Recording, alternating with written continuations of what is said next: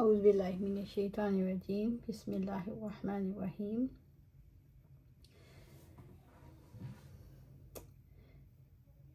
ابن عون نے خبر دی، انہوں نے بیان کیا، میں نے نافع رحمۃ اللہ علیہ کو لکھا تو انہوں نے مجھے جواب دیا، نبی صلی اللہ علیہ وسلم نے بنو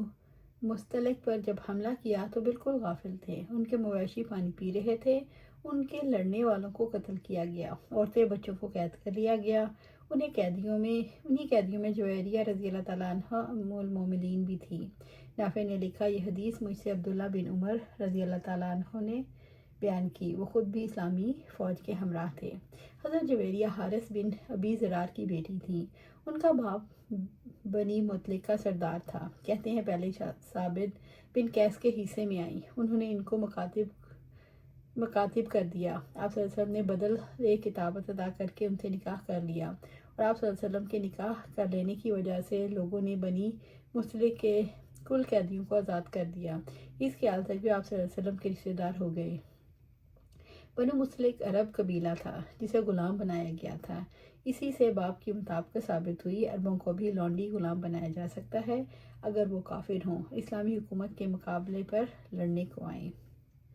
ابو سعید کو دیکھا تو ان سے ایک سوال کیا، آپ نے جواب میں کہا کہ ہم صلی اللہ علیہ وسلم کے ساتھ غزوہ بنی مستلق کے لیے نکلے، اس غزوے میں ہمیں قبیلہ بنی مستلق کے عرب قیدی ہاتھ آئے، راستے ہی میں ہمیں عورتوں کی خواہش ہوئی، عورت سے الگ رہنا ہم کو مشکل ہو گیا، ہم نے چاہا کہ عزل کر لیں، آپ صلی اللہ علیہ وسلم سے اس کے بارے میں پوچھا تو آپ نے فرمایا تم عزل کر سکتے ہو، اس میں کوئی قباحت نہیں، لیکن جن روحوں کو بھی قیامت تک کے لیے پیدائش مقدر ہو چکی وہ ضرور پیدا ہو کر رہیں گی، لہٰذا تمہارا عزل کرنا بیکار ہے۔ بنو تمیم سے ہمیشہ سے محبت کرتا رہا ہوں، ابو ہریرہ نے کہا۔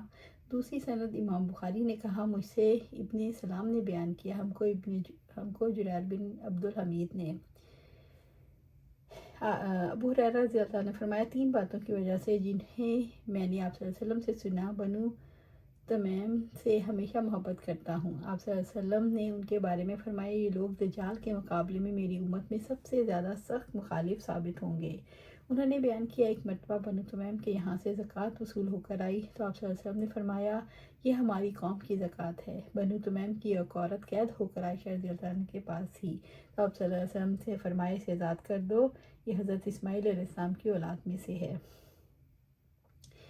اس قبیلے نے بعد میں اسلام قبول کر لیا۔ آپ صلی اللہ علیہ وسلم نے فرمایا، میری امت میں دجال کے مقابلے میں یہ قبیلہ بہت سخت ہوگا جو لڑائی میں سختی کے ساتھ دجال کا مقابلہ کرے گا۔ ایک مرتبہ بنو تمیم کی زکوٰۃ وصول ہو کر دربار رسالت میں پہنچی تو آپ نے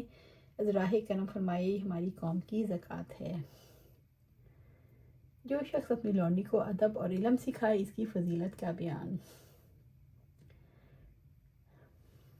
آپ صلی اللہ علیہ وآلہ وسلم نے فرمایا، جس شخص کے پاس کوئی لونڈی ہو اور اس کی اچھی پرورش کرے اور اس کے ساتھ اچھا معاملہ کرے، پھر اسے آزاد کر کے اس سے نکاح کر لے تو اس کو دوہرا ثواب ملے گا۔ سبحان اللہ۔ اللہ سبحانہ تعالیٰ سے دعا ہے ہمیں قرآن و سنت پر عمل کرنے کی توفیق دے، اس پر جمع دے اور جنت الفردوس کے اعلیٰ مقام پر اپنے پاس گھر عطا فرمائے، آمین یا رب العالمین۔